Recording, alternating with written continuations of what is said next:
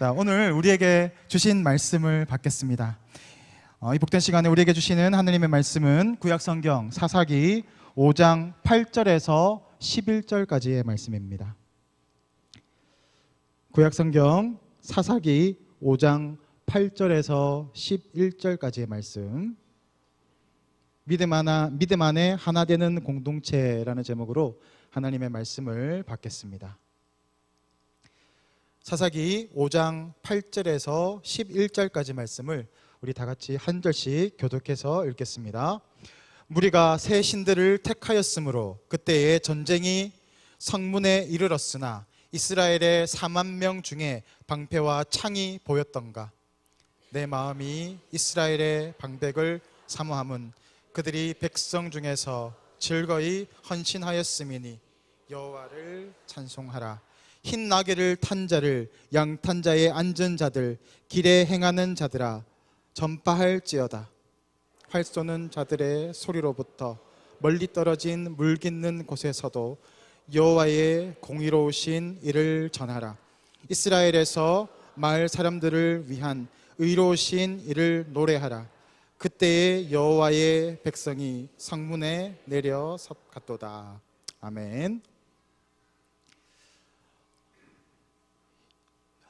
옛말에 난새가 영웅을 만든다라는 말이 있습니다.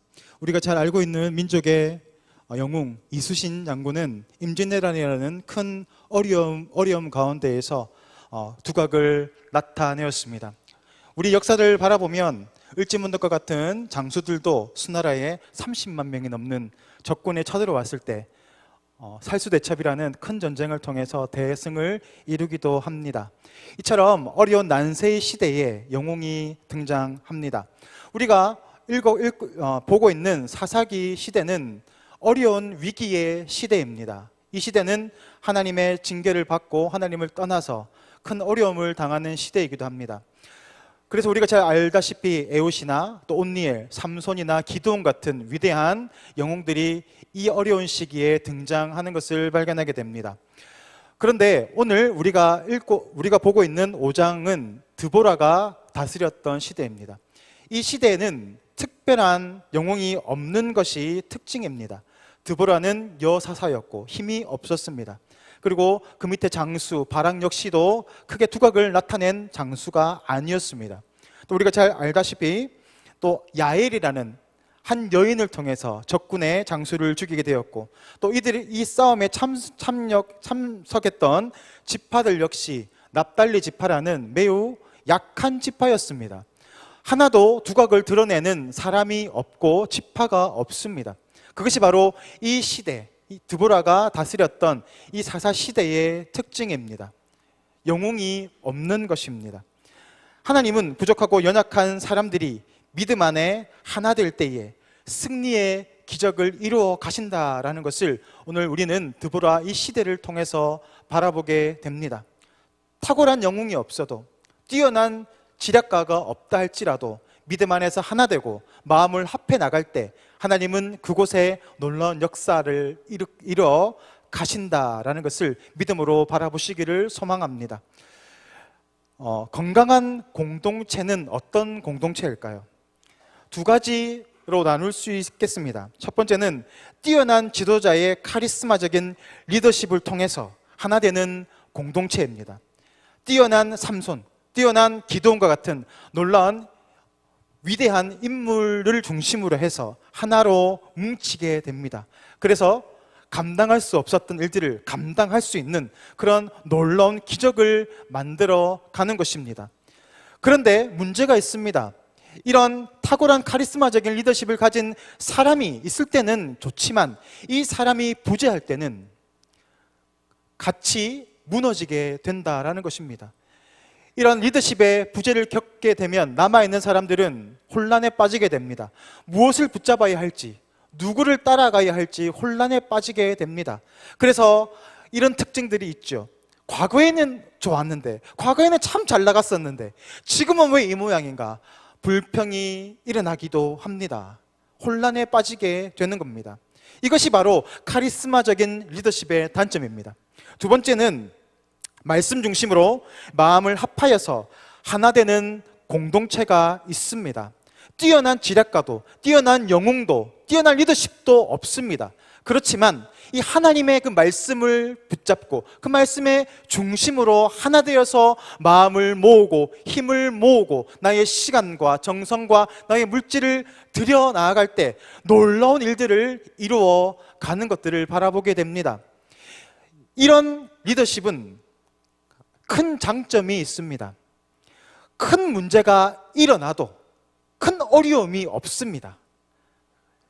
큰 어떤 탁월한 한 사람이 없다 할지라도 큰 어려움이 없게 됩니다. 왜냐하면 모두가 마음을 합하고 나아가기 때문입니다. 그래서 큰 문제도 감당을 할 수 있게 되고 큰 어려움도 능히 이겨낼 수 있게 되는 것입니다. 어떤 것이 더 건강한 리더십이라고 보여지십니까? 오늘 드보라가 살고 있던 이 시대는 타고난 사사, 타고난 리더가 아니라 모두가 하나 되어서 하나님의 말씀 안에 순종하고 그렇게 나아갔던 시대입니다. 이런 시대는 주인공이 없습니다. 하나님이 주인공입니다.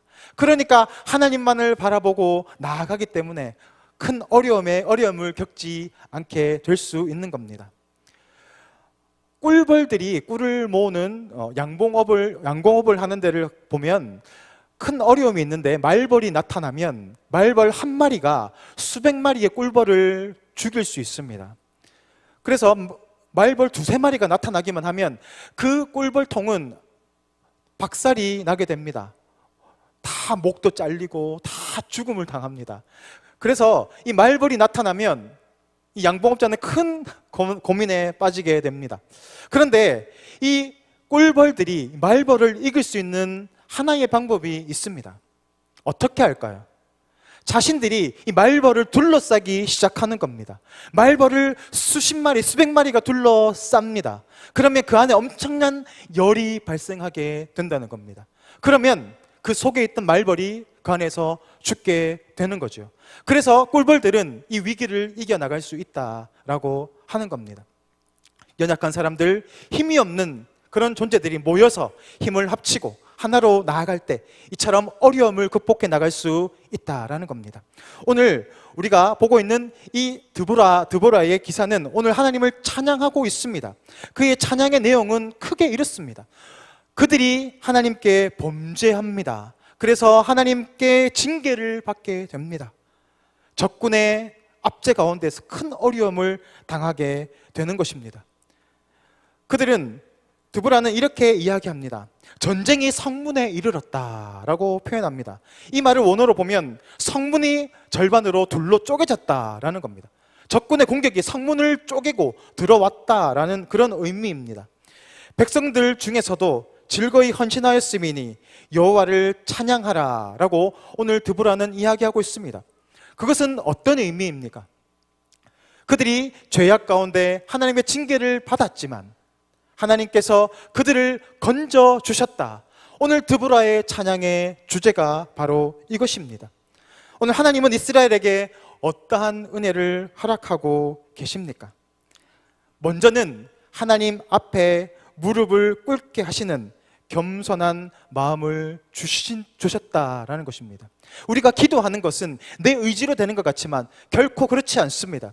우리가 하나님을 찾고 하나님께 부르짖고 하나님께 엎드리는 것은 내 의지가 아니라 성령께서 우리 마음 가운데 임하심의 결과입니다.